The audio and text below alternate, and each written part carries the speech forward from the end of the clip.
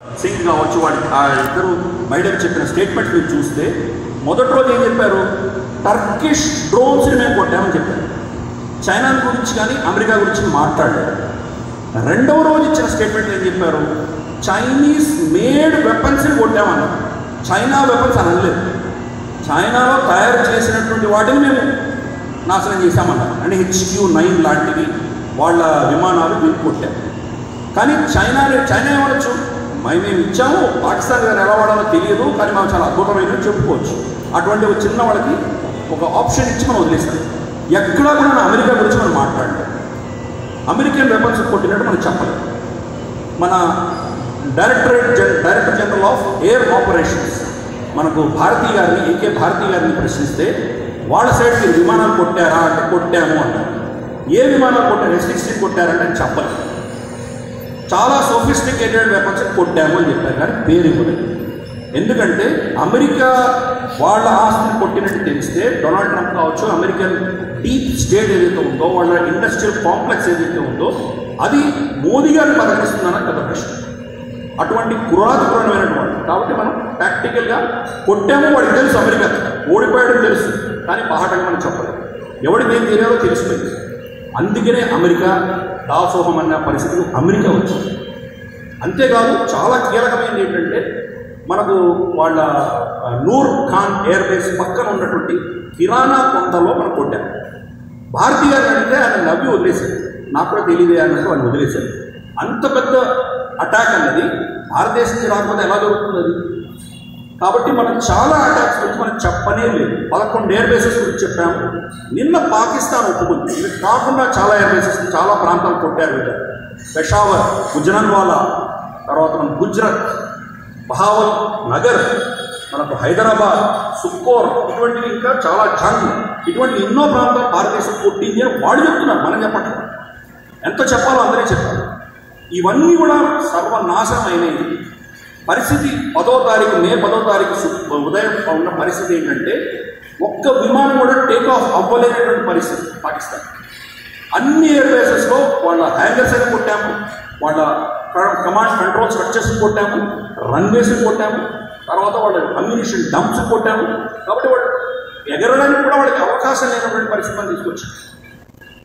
అన్నిటికంటే కీలకమైనది ఏంటంటే డమ్మీలు పంపించాము, డమ్మీ ఎయిర్ క్రాఫ్ట్ పంపించాము. డమ్మీ ఎయిర్ క్రాఫ్ట్ పెడితే ఇదే రఫాల్స్లో వాళ్ళని షూట్ డౌన్ చేయడం మొదలుపెట్టారు. అది ఎప్పుడైతే కొట్టడం మొదలుపెట్టారో వాళ్ళ రెడార్స్ ఎక్కడ ఉన్నాయో మనకు తెలుసు.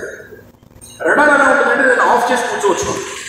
ఏదైనా మనకి శత్రు విమానం కానీ ఏదైనా అస్త్రం కానీ వస్తుందంటే అప్పుడు ఆన్ చేసుకోవచ్చు. అవన్నీ కూడా మొబైల్ మన పెద్ద ట్రక్కుల్లో ఉంటే తీసుకెళ్ళచ్చు, ఇక్కడ మీకు దగ్గరికి అక్కడికి దాచిపెట్టచ్చు. ఎప్పుడైతే ఈ డమ్మీ వెళ్ళిందో వాళ్ళ రెడార్స్ ఆన్ చేశారు. రెడార్స్ ఆన్ చేయగానే డైరెక్ట్ ఎక్కడుందో మనకు తెలిసి ఇమ్మీడియట్గా వెళ్ళి మనం కొట్టచ్చు. ఈ టెక్నిక్ నిజంగా ప్రపంచం అంతా స్టన్ అయింది. అది కూడా మనం ఏం చేసామంటే లాయిటరింగ్ మ్యూనిషన్స్ అని ఒక కొత్త టెక్నాలజీ ఉన్నది. అఫ్కోర్స్ అన్ని దేశాల్లో కూడా ఉన్నది. దాన్ని మనం చాలా ఎఫెక్టివ్గా వాడుతున్నాం.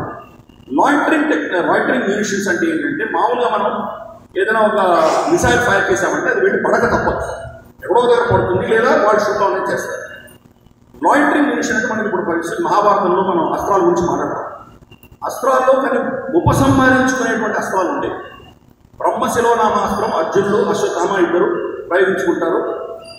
ఉపసంహరించమంటే అర్జునుడు ఉపసంహరిస్తాడు, కానీ అశ్వత్థామ ఉపసంహరించలేడు, పరీక్షలు చంపుతాడు, వేరే కథ.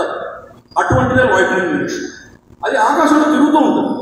కొట్టు అని మనం ఆర్డర్ ఇస్తే అది వెళ్ళిపోతుంది, లేదు వచ్చేట వచ్చేస్తుంది. అటువంటి టెక్నాలజీ మనం వాడాం, లాయిటరింగ్ మ్యూనిషన్స్ వాడాము. తర్వాత అన్నిటికంటే చాలా అద్భుతమైనటువంటి చర్య మనం ఏం చేశామంటే ఈరోజు S-400 మనకు సప్లై చేసేటటువంటి రష్యా వాళ్ళ పరిస్థితి ఏంటో మనం చూస్తున్నాం. 4500 కిలోమీటర్లు రష్యా లోపల వెళ్ళి యుక్రెయిన్ అంత పెద్ద దాడి చేసి అంత దెబ్బ వాళ్ళ కొట్టి రాగలిగినప్పుడు భారతదేశం ఎలా తట్టుకోలేదు? ఇది ఎవరికి అంత చిక్కకుండా ఉంది. మనం ఎన్నో దేశాల నుంచి కొంటున్నాం. ఫర్ ఇన్స్టెన్స్ మనకు రఫైల్స్ మనం ఫ్రాన్స్ నుంచి తెచ్చుకున్నాం. అలాగే మనకు స్పైస్, హ్యామర్ ఇటువంటి కొన్ని మనం ఇజ్రాయెల్ నుంచి తెచ్చుకుంటున్నాం మిసైల్స్. ఇంకొన్ని మనం అమెరికా నుంచి అపాచే హెలికాప్టర్స్, తర్వాత మనకు చినాక్ హెలికాప్టర్స్ ఇటువంటి అమెరికా నుంచి తెచ్చుకున్నాం.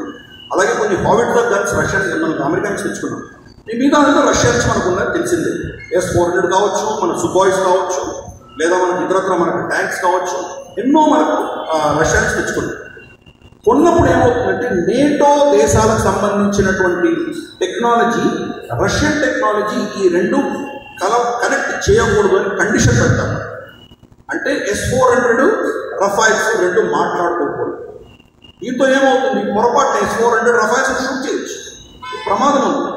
కానీ మనం ఏం చేశాము, మన ఆత్మనిర్భర భారత దృష్ట్యా ఆకాష్ తీర్ అని చెప్పి ఒక కొత్త టెక్నాలజీ మనం తీసుకొచ్చాం.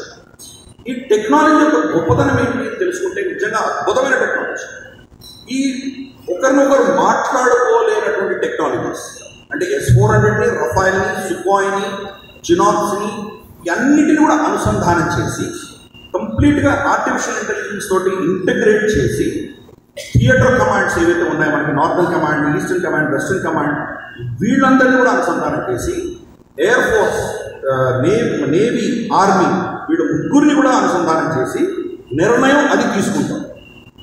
ఆ దృష్టిలో మనం చేసాం. అందుకనే అటువంటి టెక్నాలజీ లేదు కాబట్టి ఈరోజు రష్యా దెబ్బలేదు. వాళ్ళ ఎక్విప్మెంట్ వాళ్ళ దేశంలో పనిచేయదు, వాళ్ళ ఎక్విప్మెంట్ మన దగ్గర పనిచేస్తారు. ఎప్పుడో 3 దశకాల ముందు కొన్నటువంటి L-70 ఎయిర్ గన్స్ మన రష్యా దగ్గర కొన్నాము. అప్పుడు ఏముండేది, దాన్ని చూసి కొట్టేవాళ్ళు అంతే, అంతకంటే ఏముండేది టెక్నాలజీ. దాన్ని చూసి అక్కడ దాని కూర్చొని ఫైరింగ్ చేసేవాళ్ళు. అలా దాంట్లో మనం టెక్నాలజీ పెట్టాం. దాంట్లో రెడార్ కమ్యూనికేషన్ కావచ్చు, దాని ఐడెంటిఫికేషన్ కావచ్చు, ఇవన్నీ కూడా టెక్నాలజీ మన దేశంలో మన సైంటిస్టులు చేశారు. మనకు హైదరాబాద్లో DRDO, DMR, DER, అలాగే మనకు విధాని, ఇటువంటి ఎన్నో సంస్థలు మనకు హైదరాబాద్లోనే ఉన్నాయి. వీళ్ళు తయారు చేసిన టెక్నాలజీ ఆకాష్ తీర్ వీటిని అన్నింటినీ అనుసంధానం చేయగలరు. మనకు ATGS అంటారు, అంటే మనకు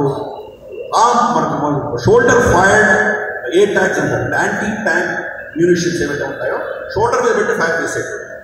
అక్కడి నుంచి తీసుకొని, అంటే ఇది 1 కిలోమీటర్, అర కిలోమీటర్లు కొట్టగలిగింది.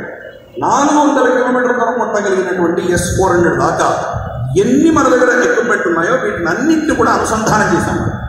వీటన్నింటినీ కూడా మనం ఒక సింగిల్ కమాండ్కి తీసుకొచ్చాము. ఇప్పుడు అక్కడి నుంచి ఏదో అస్త్రం వస్తుంది, దీన్ని ఏది కొట్టాలి? S-400 కొట్టాలా, ఆకాష్ కొట్టాలా, లేదా ఇంకేదైనా ఉన్నటువంటి మన దగ్గర మిసైల్స్ ఏమైనా కొట్టాలా? ఏం చేయాలి? మన దగ్గర లేజర్ వెపన్స్ కూడా ఉన్నాయి. ఏది కొట్టాలి? ఎవరు నిర్ణయించాలి? అది మరి ఆర్మీ కొట్టాలా, నేవీ కొట్టాలా, లేదా ఎయిర్ ఫోర్స్ కొట్టాలా? ఈ నిర్ణయం ఎవరు తీసుకుంటారు? అక్కడి నుంచి వచ్చిందంటే కనుక బహుశా 2-3 నిమిషాల్లో మన దేశంలో పడిపోతుంది. 2-3 నిమిషాలలో మీరు దాన్ని కౌంటర్ చేయగలరు. ఫస్ట్ నిర్ణయం తీసుకోవాలి, నిర్ణయం తీసుకొని ఎక్విప్మెంట్ మీరు కమాండ్ ఇవ్వాలి, కమాండ్ ఇచ్చిన తర్వాత దాని టార్గెట్ని చేజ్ చేస్తూ ఇది వెళ్ళి కొట్టాలి. టైం ఎక్కడ ఉంది? దీనంతా మనం ఇంటగ్రేట్ చేసాం. అది అద్భుతమైనటువంటి టెక్నాలజీ మనం. అలాగే మనం చూస్తే కనుక ఐరన్ డోమ్ అని చెప్పేసి ఇజ్రాయెల్ పెట్టుకుంది. దాని గురించి చాలా గొప్పగా చెప్పుకుంటాం. వాళ్ళ దేశం మీద వచ్చే మిజైల్స్ అన్ని వాళ్ళు దాన్ని షూట్ డౌన్ చేయగలుగుతున్నారు. కానీ ఇరాన్, చైనా వీళ్ళందరూ కలిసి ఏం చేశారు, హమాస్కి ఒక టెక్నిక్ చెప్పారు.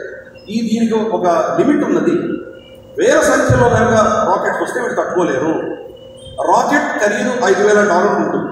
కానీ వీళ్ళు ఐరన్ డోమ్లో ఉన్నటువంటి మిసైల్స్ అన్నీ కూడాను $1 మిలియన్, $2 మిలియన్ చాలా ఖరీదైనటువంటి.